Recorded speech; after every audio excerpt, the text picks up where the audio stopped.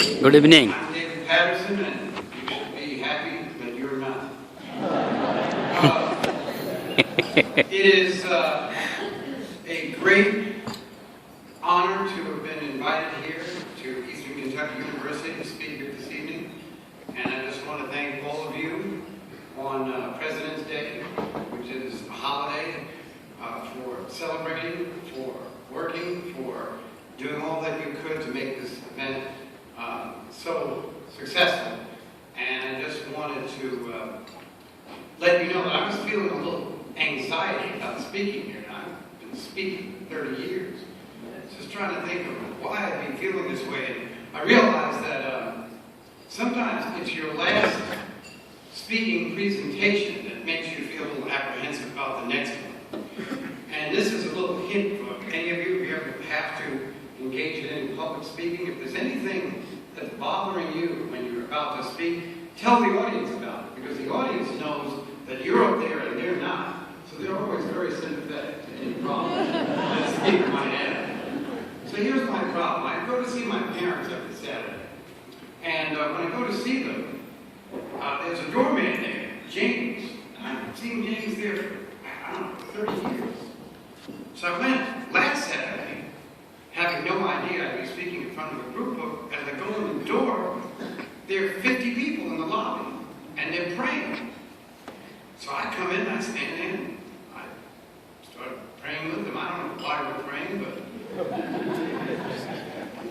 So they said, the minister said, so I know we're all going to miss James, but James is going to go to a better life now.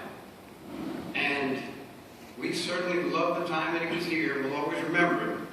But as much as we miss him, we have to know that the Lord has taken James to a better place. And I'm thinking, wow, nobody told me James passed away. And then the minister says, oh, Governor Paterson just came in. I'm sure he'd like to say a word about James. So I walk up and take the microphone. I'm thinking, well, I hope James is dead, because if not, I'm going to have a lot of explaining to do. And I was looking for James in his regular outfit. Well, all of a sudden, James walks right in front of me and goes, thank you for coming, Governor. And I said, thank you that you're still alive, James. So I said, James, what's the occasion? He said, oh, I'm retired. And by the way, if you work for that housing complex, I can see he is going to a better place. So I got up and I talked about James and his retirement, whatever. So you see, no matter how many times, no matter how many places you may speak, there's always something unexpected that's going to happen. So I've been up here about 3 or 4 minutes, nothing bad has happened yet, so I guess I'll go on and tell you that congratulations to Eastern Kentucky University for this kind of 10th anniversary of the African American Students Program that you have here, the African American Studies Program, and for all that it has done to enhance the understanding, the experience, and so much of the history of America that gets to be told in reality, and sometimes for the first time through Black history, because Black history really is American history, with the slight adjustment that it is more accurate. And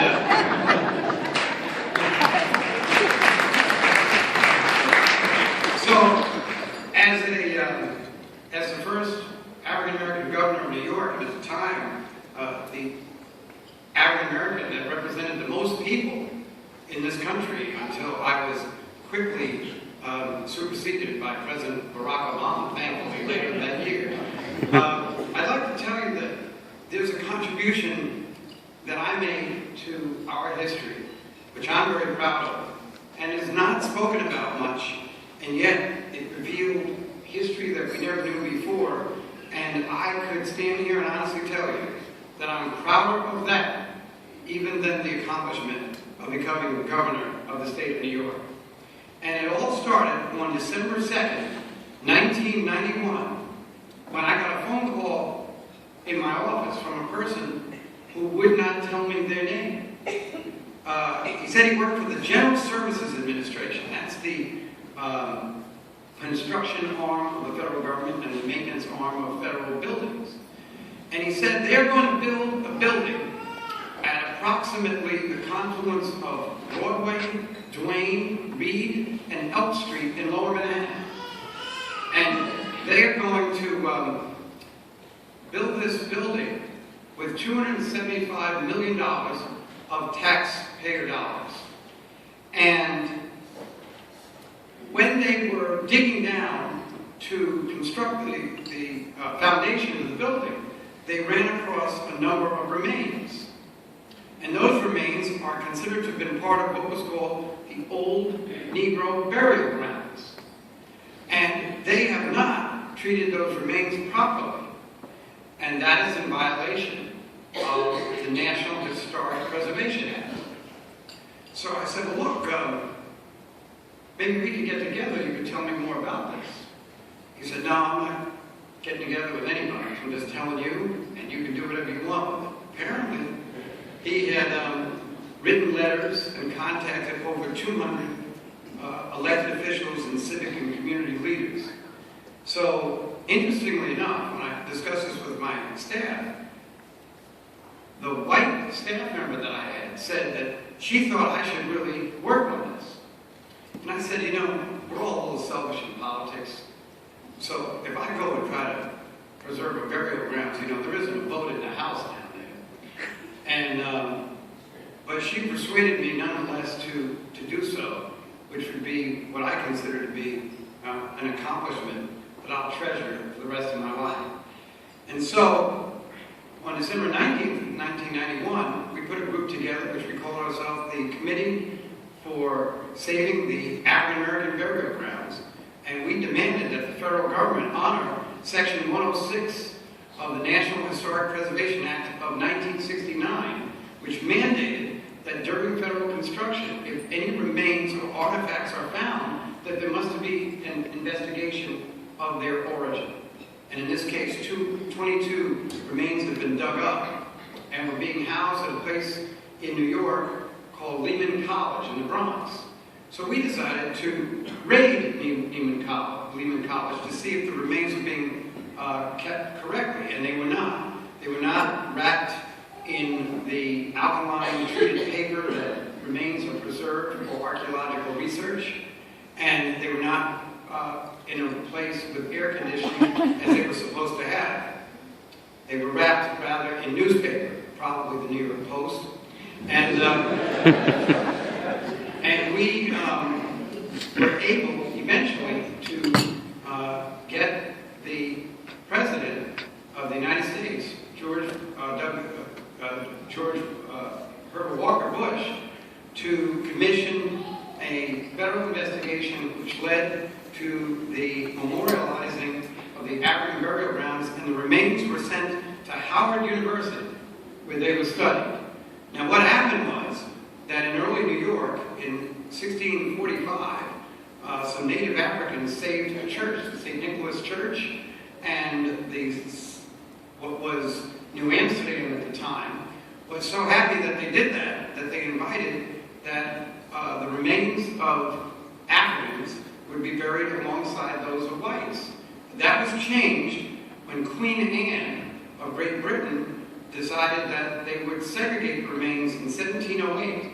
So they went north of New York City to what is now the area that lies right under New York City Hall. And that area was called the Negro Burial Grounds. And from approximately 1710 to 1795, that's where Africans were buried at that particular time.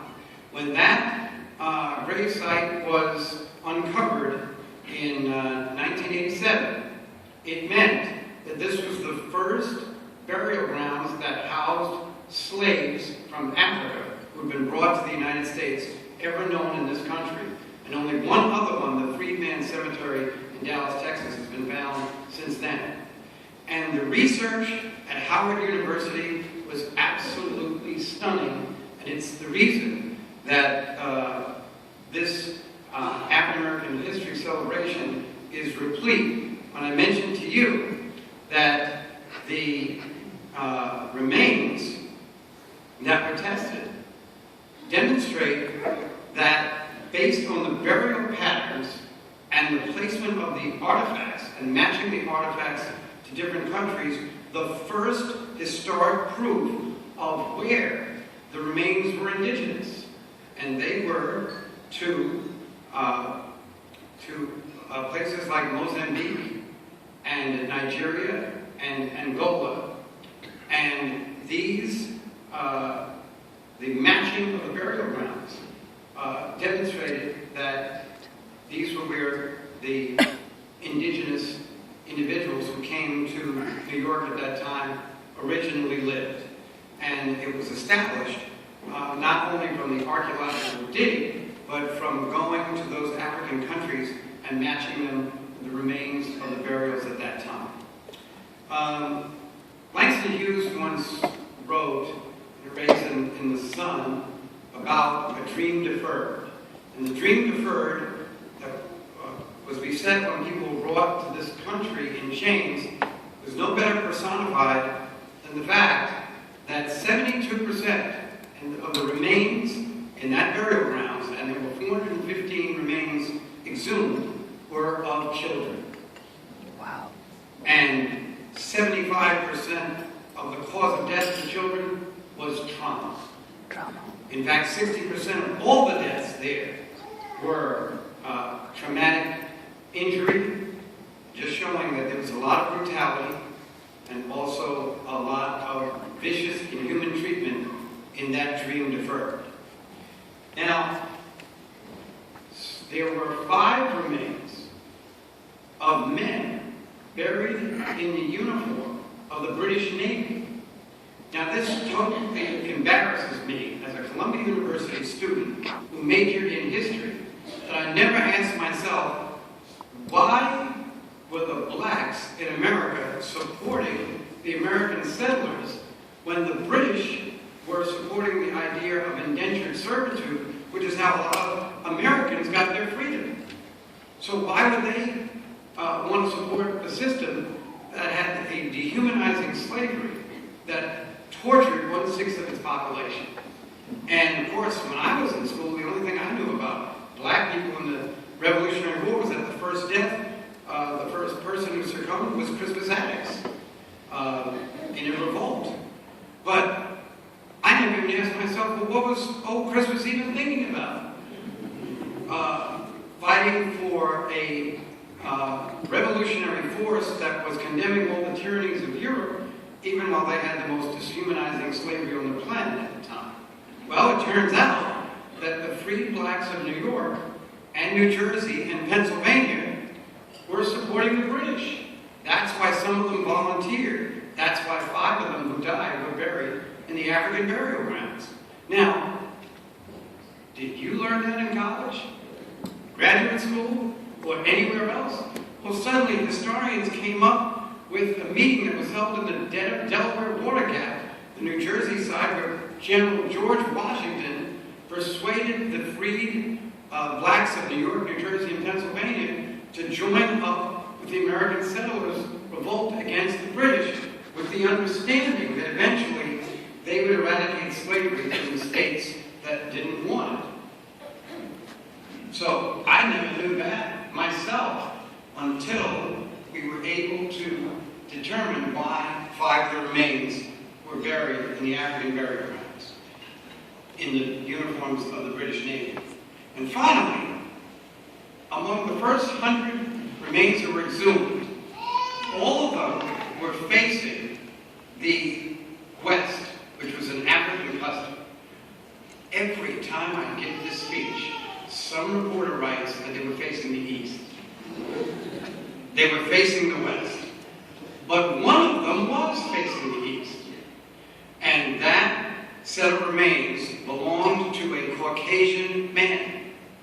So we're trying to figure out who was this white man buried among all the blacks? Maybe some old boyfriend of Shirley MacLaine? We had no idea who this may have been. But again, this Methodist historians at the time to recognize that he and 3 or 4 other remains that were later identified to be clearly Caucasian led a slave revolt in 1741 to try to free the slaves. And that revolt that was led by whites reminds me of that movie Glory, when at the end of the movie, when the white soldiers who fought with the blacks in the Civil War were buried with the blacks by the Confederates as an insult to their families, that the family of the captain wrote to the United States Army and said there's no higher honor our son could have had to have been, other than to have been buried next to those brave black soldiers. And it also makes me think of the video we saw earlier. There was a picture of Dr. Martin Luther King on the same day that he leads the march from Selma to Montgomery. And there's the famous Life magazine picture of Dr. Martin Luther King, Dr. Ralph David Abernathy, Whitney Young, and Andrew Young is in the picture, and so is Reverend Wyatt T. Walker, and there's a 5th person in the picture, and it was a white man that no one can ever identify. He's actually Archbishop Iacobos of the Greek Orthodox Church. I came to meet him late in his life. He died in 2002 at the age of 92. He told me being in that march was his proudest moment. And it just goes to show that in any civil rights struggle, there are people who don't live in the community, who are not even affected by the degradation or the oppression, but come forth as citizens of the world to fight on behalf of them. And those 4 whites, whoever they were, buried in the African burial grounds, are emblematic of that process.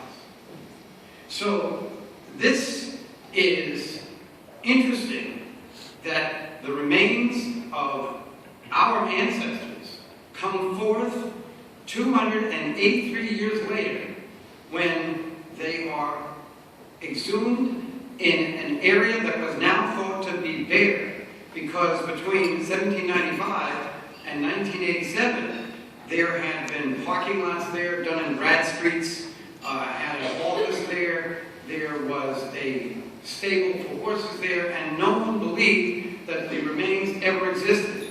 The reason they existed is as much of a miracle as the information that they revealed.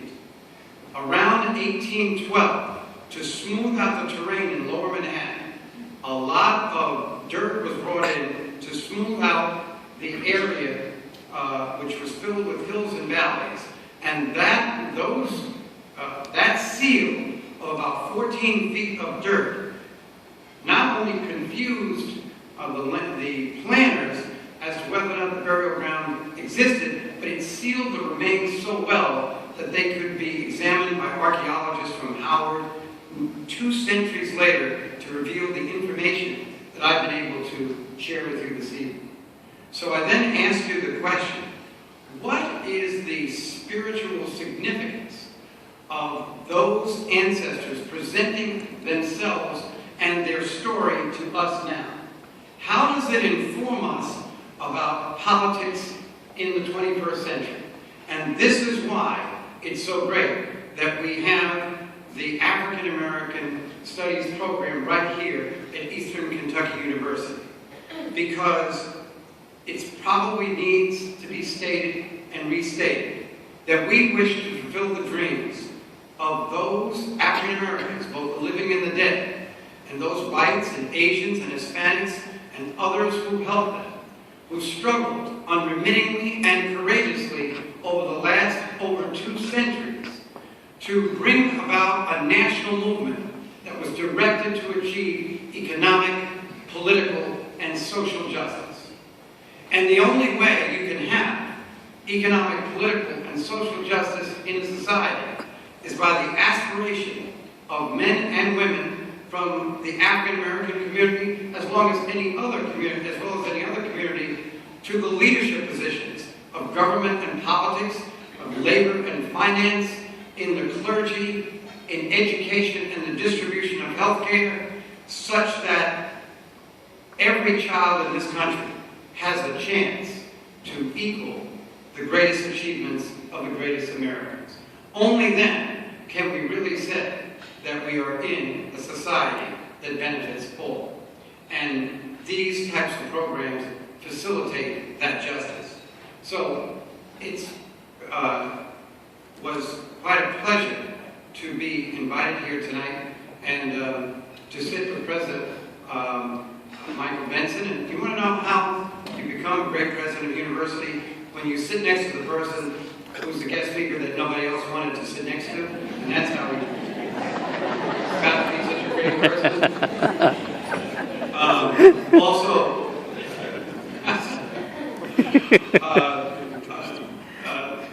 the provost of the University, Janet Weiss, is here, and to Sandra Moore, vice president, and also assistant provost. And we have the dean of the School of Arts and Sciences, John Wade, who's here this evening, and also the former dean of the Education School, Bill Phillips, who is here. He and his wife promised to take me to Mississippi one day, and if you don't like this presentation, maybe they'll do it tonight. And to the president of the African American Students Club, Reagan Hester, and the secretary, Troy Caldwell, and to all of you who come this evening, as we look to the next few years in the story of politics in the 21st century, we look no further than 48 hours ago in a decision made in Jacksonville, Florida, to know that we still have a long way to go. Now, how do you get convicted of attempted murder in 3 cases when you are not convicted of murder in the 4th case where one of the bullets killed a young man named Jordan Davis, even though the 4 of them were sitting in the same car? Now, as a former prosecutor, I can tell you, juries find ways not to hear what you're saying. Mostly when I was presenting cases. But it is alarming to know that there are parents of young people, and I'm one of them, whose son is 19 years old, who wonder if there would be justice if such a fatal and ungodly act were to become any cause one of our children to lose their lives. And would that deceased child get justice? And is Jordan Davis going to receive justice? Did Trayvon Martin receive justice? And are juries always going to be amenable to whatever a perpetrator is thinking when, if the situation were reversed, the trial would have lasted no more than a couple of hours? And certainly the convictions in the cases of the 3 other young men who were in the car, the fact that the attempted murder statute will provide for a method of justice that the assailant may spend the rest of his life in jail. Nonetheless, it is certainly an affront to, and should be, to communities all around this country that we're not meting out justice in an equal system. Now, it would take purely a charlatan to try and say that there has been no progress in our country, because there has been tremendous progress. We have demonstrated in business, in government, in all sorts of areas, the ascension of many individuals of African descent, men and women, to decision-making capacities and quality achievements. But when situations like this pop up all too often, it makes us understand that there is still a lot that has to be done in our society. And when looking at the politics in the 21st century, I think we will have to understand that the plight of African Americans now starts to become closer to the plight of Hispanic Americans, the plight of women, the plight of the disabled, the plight of anyone who is not getting a fair shot in our system, whether it be public or private, whether it be in education or healthcare distribution. And in order to accomplish that, we are going to have to continue to try to change the culture of our society and to fight off what I call the new racism. It denies the existence of racism itself and takes no responsibility for inequality. It renders any criticism of government or private corporation practice as being outrageous, inappropriate, and uncalled for. It is a method of thinking that has unfortunately influenced even some of our highest institutions of learning and our highest institutions of government and the judiciary. It is the hypocrisy of living in a democracy and championing it among the other governments of the world while you systematically try to deny the vote of people all over this country. Now, in 2000, and